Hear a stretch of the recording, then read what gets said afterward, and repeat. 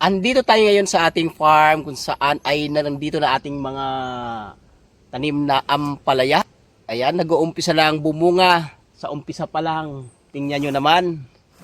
Ayan, hitik sa bunga yung ating ampalaya. Then kapag ani na tayo, unang ani natin ay 1 kilo. Siyempre, kailangan pagbuhay naman, no? Kumita tayo in naibinta natin sa ating kamag-anak. Mura lang. Dahil mura ang gulay ngayon, yan, binigyan rin natin ng mas mura. Yan, ito yung ating ampalaya. Yan, ito yung Galaxy Max F2 na. Yan. Ito kasi, ang naging buto na ginamit natin dito sa pagtatanim, ay galing doon sa ating kumupas ng tanim na ampalaya. Yan. Kaya ito ngayon, inobserbahan natin ano nga ba ang epekto kapag F2 na no, galing sa buto ng ating tanim ang ating kinuha. Yan. Ito yung proof, no? Yan. Bunga. Ding kakaiba yung ating pagtatanim. Ang kita nyo naman dito pa lang.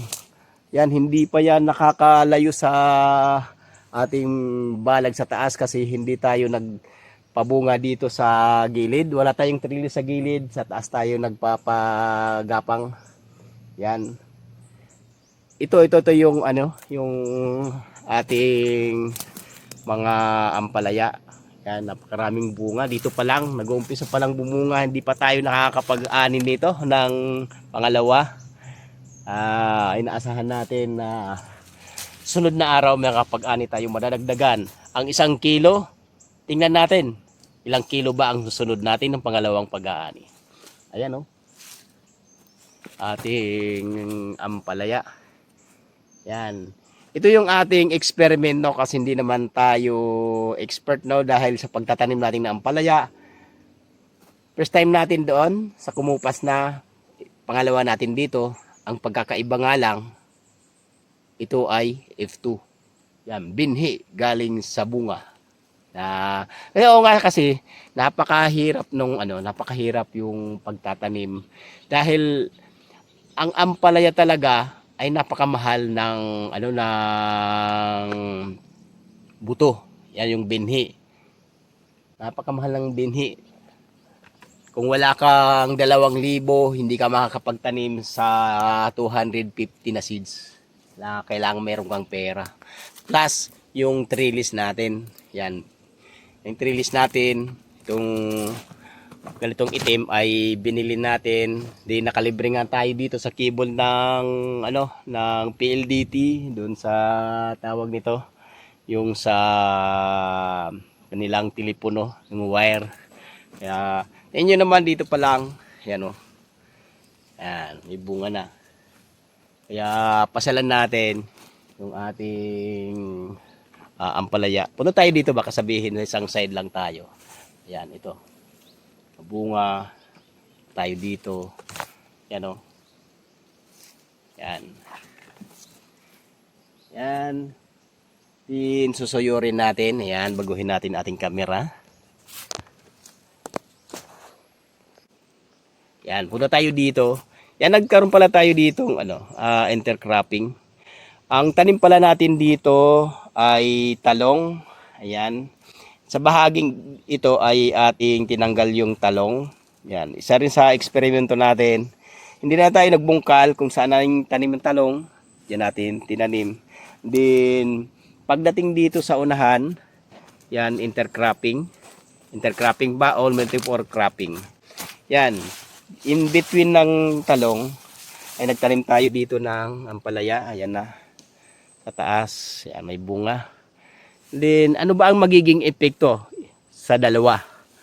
Ano bang epekto sa talong? Epekto sa ampalaya na nasa taas? Yan sa akin napapansin, itong talong natin na 11 months, mag-iisang taon na, ay patuloy pa rin namumunga. Hindi na tayo nag-aabono kasi in between ng talong, yan talong dito, nandito yung ating ampalaya. Yan. Sa ampalaya lang tayo nagbibigay ng abono. Yan. Tipid na tayo. Tingnan naman yung talong. Kahit pa paano maganda yung ng bunga, nagre-recover sila. gumaganda na rin yung dahon kasi nakakatikim na sila ng abono. At saka yung panahon ngayon, tag-ulan, ay hindi naman tag-ulan masyado. May ulan. Kaya ito na yung ating ampalaya na ating tanim. Yan. Mahaba-haba to. Medyo dikit lang yung ating tanim kasi kung anong galayo ang tanim ng ating talong, ay ganun din ang pagitan ng ating ampalaya. And then, ang maganda lang dito, naggawa tayo dito ng extension. Yan, mula doon sa tanim natin, ay pinapunta natin dito sa kabila. Yan, extension tayo. Kaya ang gapang ng ating ampalaya ay palabas doon sa kanilang puno. Yan, dito na siya.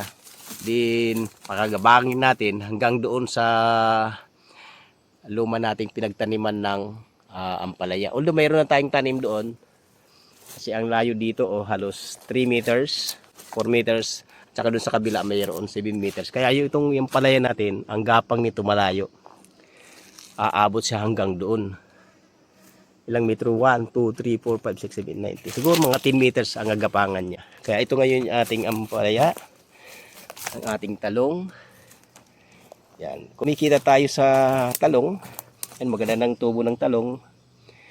Yan, namumulaklak na. May bunga na. Ating ampalaya naman.